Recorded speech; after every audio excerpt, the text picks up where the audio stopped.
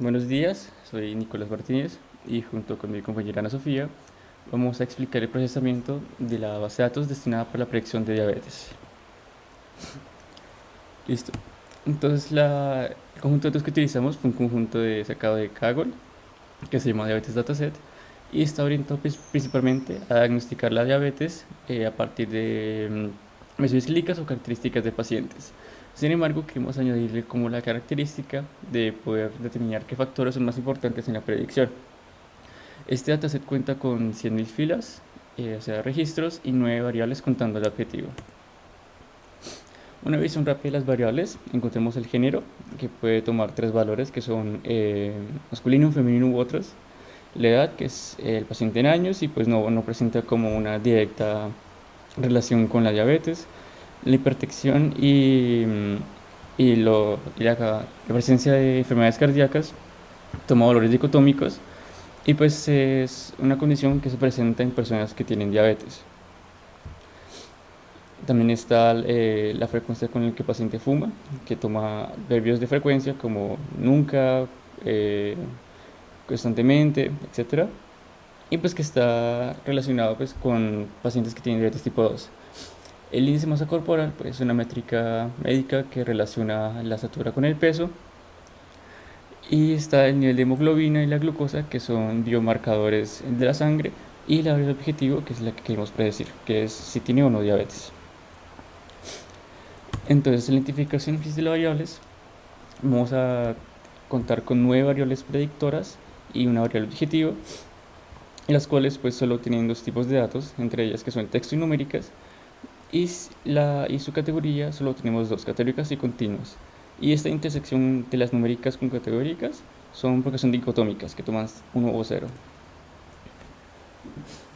Listo, en la parte del eje univariado, en las variables continuas podemos ver primero la edad, que tiene una distribución bastante simétrica, tomando principalmente valores entre los 20 y algo más o menos y los 60. Y podemos ver también el índice de masa corporal, que tiene una distribución bastante sesgada a la derecha, indicando que puede haber pacientes que tienen sobrepeso o que son muy altos. Sin embargo, pues clínicamente a simple vista se puede ver que toma valores muy extraños que pueden ser atributos artificiales, porque estos valores indicarían, no sé, personas que miden 1,30 y pesan 130 kilogramos. En la parte de los biomarcadores podemos ver que la hemoglobina toma una distribución un poco extraña y que no toma ciertos valores.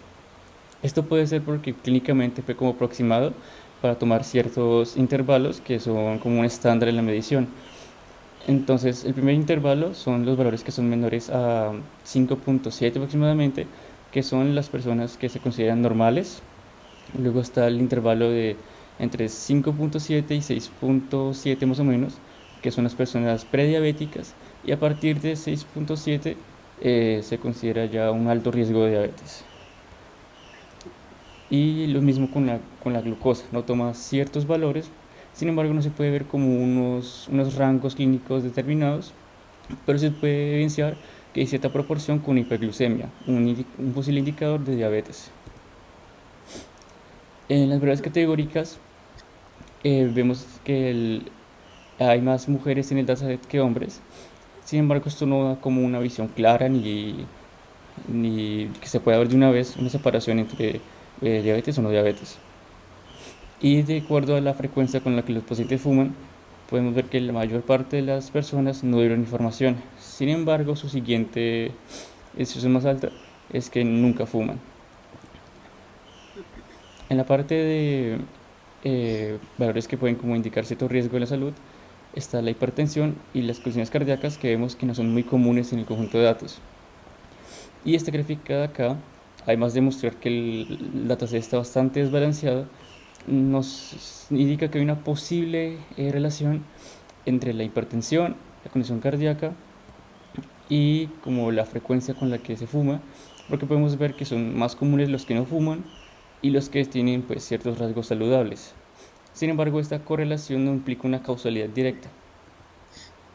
Ahora seguimos con el análisis bivariado, que este es un estudio de cada variable en conjunto con las demás. Y para empezar, miraremos la relación entre las variables continuas versus continuas. Para esto utilizamos una matriz de correlación que nos ayudará a visualizar de manera muchísimo más fácil si hay relaciones entre estas variables o no. Primero podemos ver que las correlaciones son bastante bajas a comparación, digamos, del índice de masa corporal con la edad, que nos da un 34%. Esto nos diría que a nivel que una persona envejeciendo, pues su nivel de índice de masa corporal se va elevando, pero pues esto no lo podemos confirmar también porque pues es una correlación bastante baja, y lo que podemos mirar en esta matriz es que hay como una independencia entre estas variables. Luego seguimos con las variables categóricas versus las categóricas. Para esto utilizamos una prueba chi cuadrado que nos ayuda a ver si hay relaciones significativas entre las variables que estamos comparando. Y pues los p-valores de estas pruebas nos dieron bastante cercanos a 0, lo que nos diría que hay relaciones significativas entre estas variables. O sea, que una variable influye a la otra.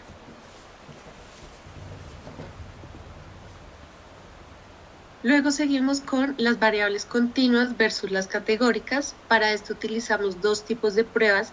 Utilizamos la prueba Z, que la utilizamos cuando vamos a comparar una variable categórica que es binaria con una continua.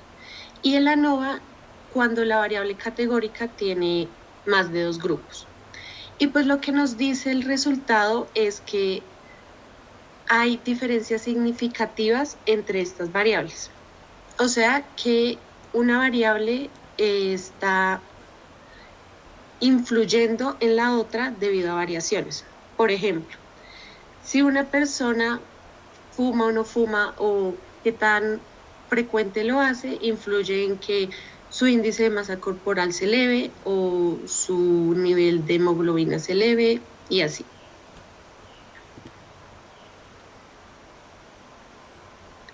Bueno, pues si en nuestra base de datos no tenemos datos faltantes, entonces no se tuvo que hacer ninguna imputación extra.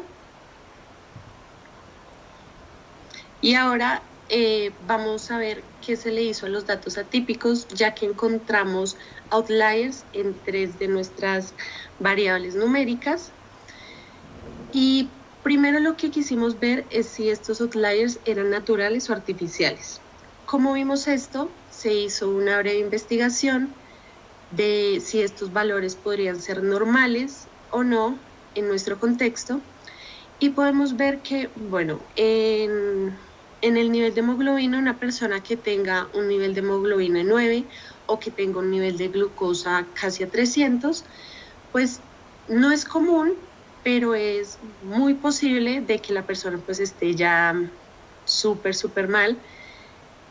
Pero en cambio, una persona con un índice de masa corporal como del 95 aproximadamente, pues sí es bastante raro porque, o sea, ya sería como un paso siguiente a la obesidad extrema. Entonces, estos los consideramos como outliers artificiales.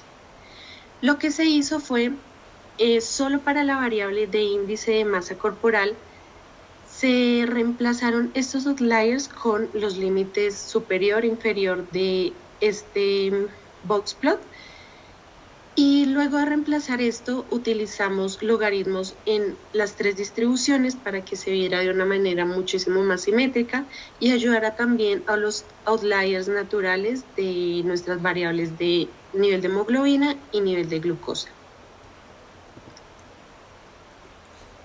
Listo. De acuerdo al análisis de reducción de invisibilidad, usamos el análisis de componentes principales, el cual nos arrojó esos 4 componentes, porque tenemos 4 variables continuas, y esa es una respectiva cantidad de varianza que explican.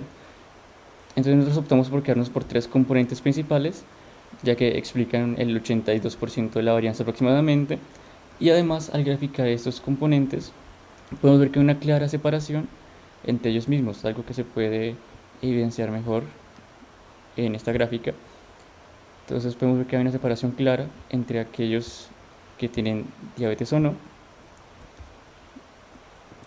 Y cada componente principal se ha explicado principalmente por una variable. Entonces, el componente principal 1 se explica mejor con, o sea, mayor parte por la edad, el componente 2 por el nivel de hemoglobina, el componente 3 por la glucosa y el componente 4 mayormente explicado por la edad y por el índice de masa corporal.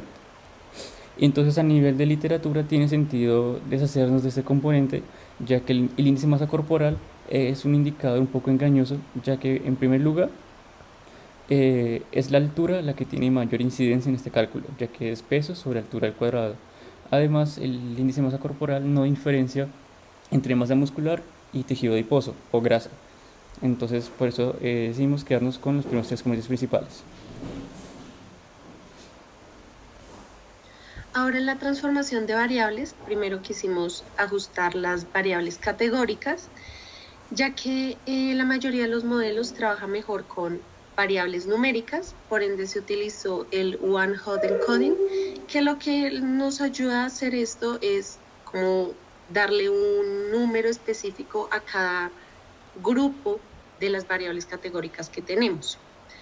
Y también se hizo una estandarización en las variables cuantitativas, ya que en nuestra base de datos, como se pudo ver en el análisis univariado, digamos variables como el nivel de glucosa tiene valores hasta 300 y tenemos variables como el nivel de hemoglobina que va como hasta 9.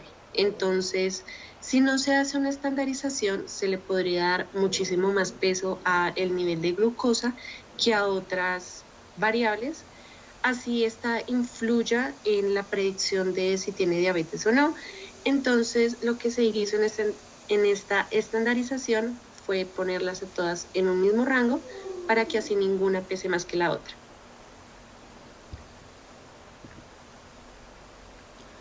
Listo, y para conclusiones generales, tratar de responder como esa pregunta de qué variables influyen más en la predicción, pues podemos ver en el análisis bivariado de las categóricas que tienen una representación similar y una relación. Entonces, digamos, esas variables de índices de hábitos como la frecuencia de fumar y la parte de los indicadores de salud como la hipertensión y las condiciones cardíacas están muy relacionadas con la predicción si la persona tiene o no diabetes.